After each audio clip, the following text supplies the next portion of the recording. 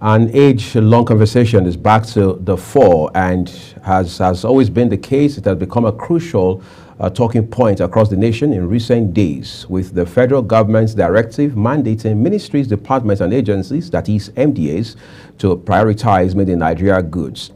As a matter of fact, Vice President Kashif Shettima, who made an unambiguous reference to Executive Order 003, which makes the patronage of locally manufactured products mandatory, is very much in effect.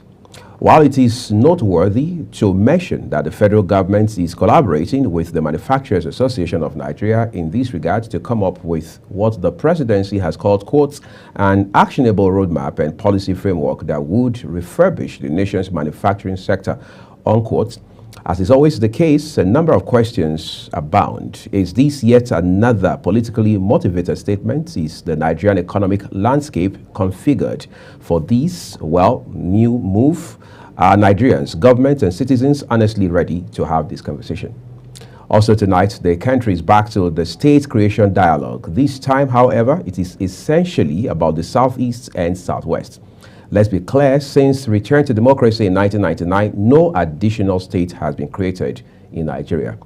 Oluwole Oke, a member of the House of Representatives, is proposing a bill to create 3 new states in the Southwest geopolitical zone. Similarly, a bill seeking to create Adada states in the Southeast geopolitical zone has killed its first reading in the Senate.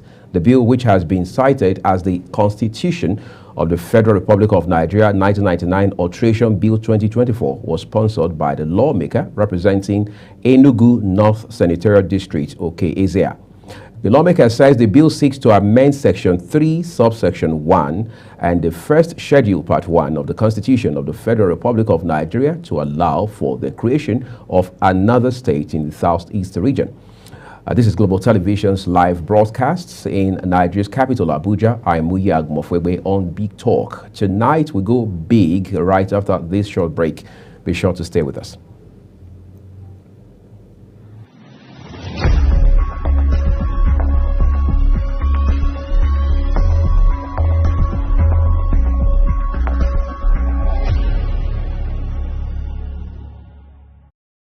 I'm joined by Chief Chibuna Obawike, businessman, politician, and a chieftain of the ruling All Progressives Congress, that is the APC. It's a delight to have you join us on tonight's show. You're welcome. Let's begin with where we are now, which is purely an economic issue. The federal government is saying that, look, going forward, ministries, departments, and agencies must pay attention to local content. But more importantly, they must make a priority of patronizing locally made goods, made in Nigerian goods, as we call them. Is there anything new in this? The only new thing is the political will to enforce this executive order. Mm-hmm. We have had successive administrations say that, but they did not implement them. But this time around it will be implemented, I am very sure. So the political will to enforce and implement the order is the new thing. And if it is implemented, it will stimulate economic growth, it will stimulate the manufacturing sector, it will create jobs, and then our industries will not be dying. And it will ease pressure on our currency, Naira. So it is a step in the right direction, and I believe it will be implemented. Some people will look at this whole announcement by the federal government, which of course the vice president himself has made public, and say, look, this appears promising, especially since even the VP himself had talked about how that the federal government is collaborating with the Manufacturers Association of Nigeria. That's essentially the organized private sector as we know it. But then it talks about, I mean, again, it's just presents a challenge with framework, with policy, with things around systemic problems. For example, look at the automobile industry. We have, as of today, several brands manufacturing vehicles that we're not buying. I know, of course, you have talked about the willpower or the political will to make this happen. But experts, most of them economists, would also say that there's a psychology about this whole thing, perception of things that are made in Nigeria. How do we deal with that? Now, like I said, the political will. Prior to this time, that psychological, feeling, this thing made in Nigeria will lead us to compete with the one, imported, manufactured outside Nigeria. But now, especially, you did talk about the automobile industry. We have seen the made in Nigeria automobiles compete favorably with their, foreign, counterparts. Let us give it a try. We have seen innocent vehicles everywhere doing perfectly well. There are other brands also in the market that are made in Nigeria. We've seen them doing perfectly well. Let's give them a try.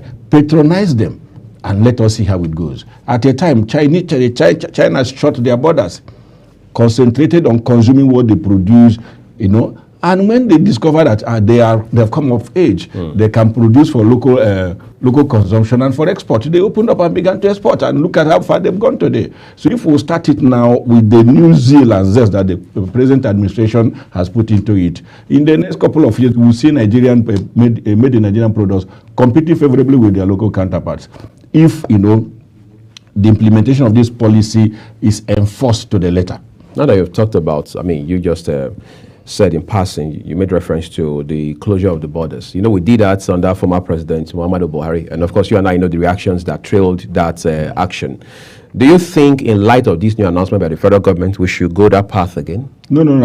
I did make reference, for what the Chinese did. Yes, and it worked for them. It worked for them. I am not advocating that our borders should be shut. Right. The government has said the MDAs must patronize made in Nigeria goods. So let the MDAs begin to, in their procurement processes of products, let them concentrate on procuring made in Nigeria goods. That is what I'm trying to advocate. Is it valid to argue and say that there are no repercussions for MDAs that will become stubborn and not follow this directive of the federal government? Because some persons will say it has to be a stick and carrot approach to it and things like that. And we have seen directives like this in the past and nothing happened. So how do we ensure that MDAs comply? Apart from MDAs, even the National Assembly, every time the National Assembly has had to buy vehicles, it has always been foreign vehicles, even though, like you and I know, there are local brands here that are not only far more accessible, but they are far more affordable as well. So how do we ensure it becomes a holistic approach to the whole thing? I believe this time around it will be holistic. This time around, it will be holistic. All the three arms of government will comply. Right. The MDAs will comply. Previously, it was not like this, but this time around, the current president is the one that sticks to. When he says something, once he to achieve it, he will go all out to ensure that the things are done. He will not give a signed executive order and go and sit back and watch MDAs flout the order. Nothing happens. There are going to be repercussions. There's going to be consequences. On anyone that fails to implement this order, there is going to be sanctions, I believe. In a country where we're dealing with a range of systemic problems, whether you're talking about issues that have to do with power, for example. If you look at the generation capacity of different countries, from South Africa to China to Russia to India, and then you come back to Nigeria, you're not very proud to look at the 5,000 maximum megawatts that we generate in this country. That's the fundamental problem we can't, just shy away from. But you also need to look at things like regulation, standards, quality control. Are we ready for that conversation? I believe we are ready. This time around, we are ready. And you should know that, like you did mention about power, this problem did not start today. Right. The problem has been endemic. I will use that word endemic. It has been there over the years, from the birth of Nigeria. So, but this government, is doing something new to see that we break away from that, 5,000 generation. Remember, the power privatization, was not done properly. It was not done in a patriotic manner. Let me just use that language, and that is why we found ourselves where we are. If competence and performance and expertise were the order of the day, were what was considered aside liquidity, cash to buy off those entities, it wouldn't have been like this.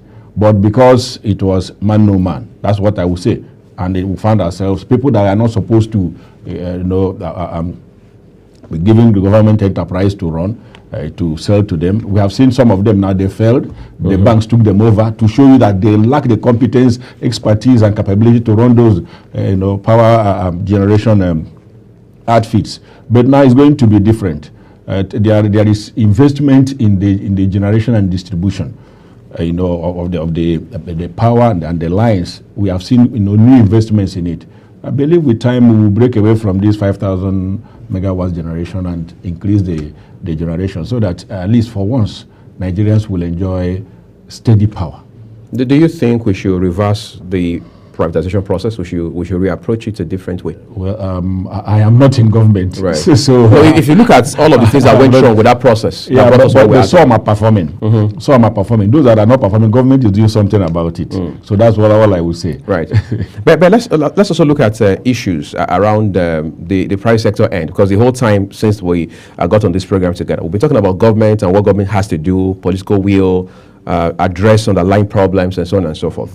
What are some critical roles key players in the private sector should play in this regard? Basically, the private sector is the engine room of economic growth, right, all over the world, because they have the cash, and they have been in business to run business, to make profit, to add to our GDP and the economic growth. So all I want them to do is let those that want to buy off government enterprises, government business entities, be those that have the expertise, that have the competence, and have the capability, and be patriotic enough to deliver services to Nigerians. Let them be patriotic enough, aside being competent, having the expertise, having the capability, let them be patriotic enough to deliver services to Nigerians. It matters so much. We've seen a lot of policy somersaults in this country. I mean, you are probably more familiar with those policy somersaults than I am. And they have not been a blessing to Nigeria in any way. Now, the government says there's going to be a policy framework in this regard, as is naturally expected. What should we be doing differently with regards to how we formulate, design, and implement these policies, including monitoring and evaluation? Monitoring and evaluation has been lacking. The whole time? Has been lacking. It is always there, but not enforced. In one of the papers I presented somewhere, or proposals I presented somewhere, I did mention about monitoring and evaluation. It plays a major role, a very key role, in ensuring that service delivery is actually, carried out to the letter. When jobs are given, or when government business enterprises are privatized, and there is no monitoring of the processes, that's the post sale or something of that nature, or the post contract, the people go and do whatever they like. But when there is monitoring, there is checks and balances, government is coming to monitor how these things are done, the people will sit up to be able to deliver the services as appropriately. And if then, when the services are delivered, it's evaluated whether it is commensurate with, what you are charging or something of that nature, or commensurate with the amount, appropriated for that job. The people will sit up and deliver the appropriate service. Monitoring and evaluation is very key in getting the desired results. You made a lot of valid points when you said one of the advantages that will come with this new policy direction is the fact that the economy will experience a significant boost. Especially now that a very key strand in President Tinubu's renewed hope agenda is to drive this economy towards a $1 trillion mark, which is very ambitious for the right reasons. However, we have seen the directive by the president with regards to Oronsaye reports. I'm not so sure where we are with that report today, but this one is coming again to compound the bulk of work that the government under the leadership of President Bola Tinubu must do going forward. And now you and I understand, at least to a large extent, the bureaucracy associated with the public service in this country. How do we cut right through this brick wall, as it were, and deliver results? The Oronsaye report is being worked on, the implementation. Government has given out that it should be implemented, and they set up a committee to ensure it's a full implementation. They are working behind the scene, round the clock. Some actions have been taken, on some of the agencies that should merge and those that should be scrapped. It's not a public thing, but we will see the results. They are working behind the scene, and government has assured that no job will be lost. That's government's word. That it's going to be, the mergers, those that will be scrapped, and take those that will be absorbed in the jobs will be protected. Will be protected. Government has said that. So let's watch and see how the events unfold, because they are working behind the scenes seriously to ensure that things are done properly. Okay, great. I think it's also proper that we take a break at this point. Everyone who are watching the live broadcast of Big Talk here on Global Television, coming to you from Nigeria's capital, Abuja. After this break, we tell you what's next on the program. Just stay with us.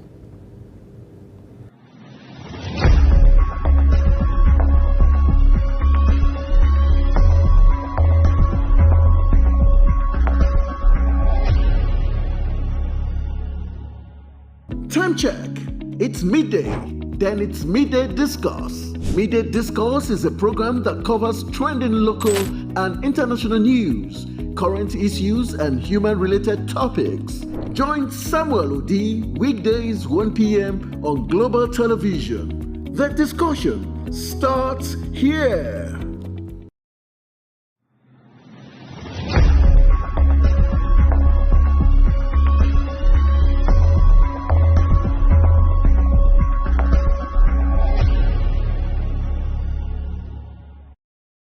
Well, thank you for staying with us here on Big Talk tonight. I've been talking with Chief Chibuna Obawike, businessman, politician, and the chieftain of the ruling All Progressives Congress, the APC. Let's turn to our second conversation tonight, the issue of state creation. Of course, there has always been this never-ending agitation about the need to create more states. As a young man growing up, I know at the point we had 12 states, moved from there to something 19, 21, and so on and so forth, and today we're doing 36 minus the FCT. Do we really need more states? We need more states. Let me just answer, We need more states, but not from all the geopolitical zones. Presently, the four geopolitical zones have 6 states. Right. One has 7 states. Then one has 5 states. Which is the Southeast. Thank you very much. For me, the state creation should be for all the 6 geopolitical zones to have 7 states. That's what I support. So there can be a balance. There can be a balance. Because state creation is to bring governance closer to the people. And then for national integration. I cannot see a reason why a particular zone, let's say in the National Assembly now, in the Senate, will have 21 senators. The other one will have 18, and the other people will have 15. It's inequity. So for there to be equity, for there to be balance, let all the geopolitical zones have 7 states each. Let there be balance, and we'll stop there. Some people will argue and say that no matter how much you try to do some sort of balancing and move to maybe bring about some equilibrium, that the whole idea is government is trying to be politically correct by trying to compensate and pacify the Southeast. Is that what the motivation is? It is not pacifying the Southeast. It is our right. It is the right of the Southeast to have states at par with other geopolitical zones. We are not pacifying them. Are we not in the same federation? We are Nigerians as well. If other Nigerians are getting 1, everybody should have 1. That is equilibrium. That is equity. If they are getting 2, others must get 2. We have 6 geopolitical zones in Nigeria. So let one has 7 states, others have 6, and one have 5. Let there be 7 states in all the geopolitical zones for there to be equity, for there to be balance. These bills now, particularly the one that's actually proposing 2 more states for the Southeast, they both essentially appear to be succeeding. One has already scaled first reading, for example. Do you see, as it stands right now, any possible political obstacle? See, in this Fourth Republic, the 1999 Constitution made it very, very difficult to create new states. Even when the bill scaled third reading, it will be referred to the State Houses of Assemblies to endorse. You understand me? Right. That is where it will die. But if there is political will, to create the states, government knows what it should do. Then the National Assembly as well, that a bill scaled the first reading does not mean it will succeed. Most of the bills will die at the second reading. Because when a bill passes first reading, second reading, from a second, it goes to committee stage. That's when you see public hearing and others. After that, it comes back for third reading before its passage and the president's assent.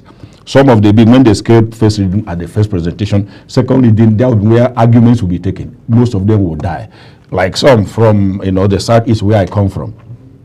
The one that is talking about my own area, let me just concentrate on that one. Creation of Olu State.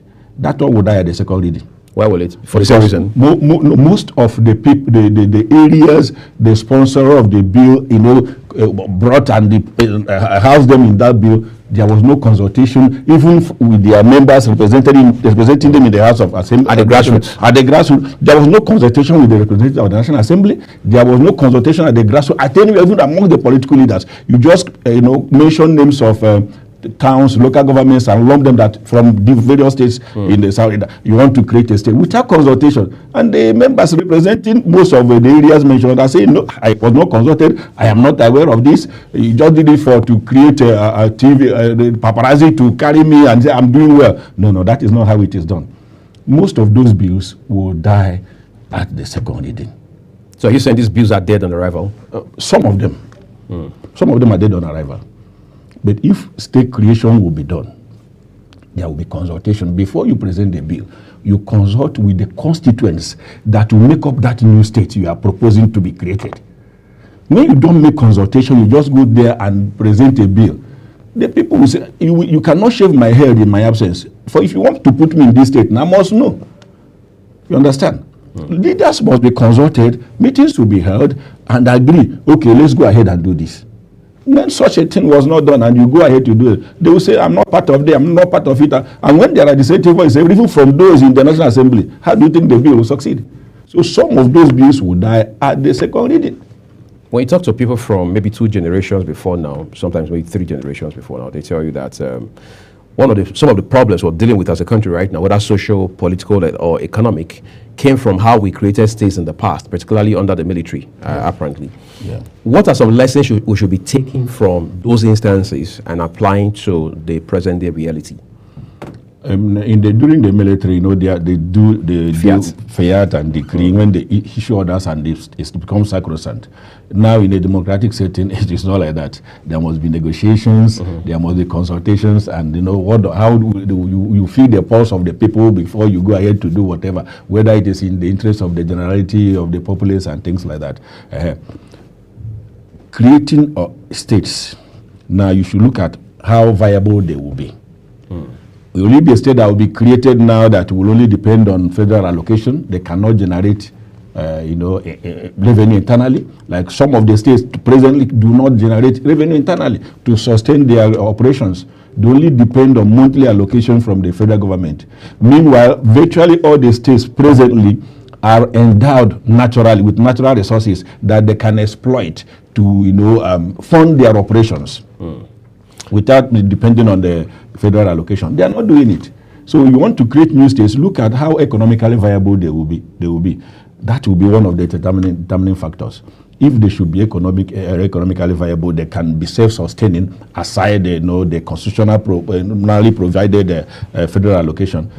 Yes, good. And then you look at the language and cultural affinity of the constituents, the people you want to lump up in that state. Are they compatible?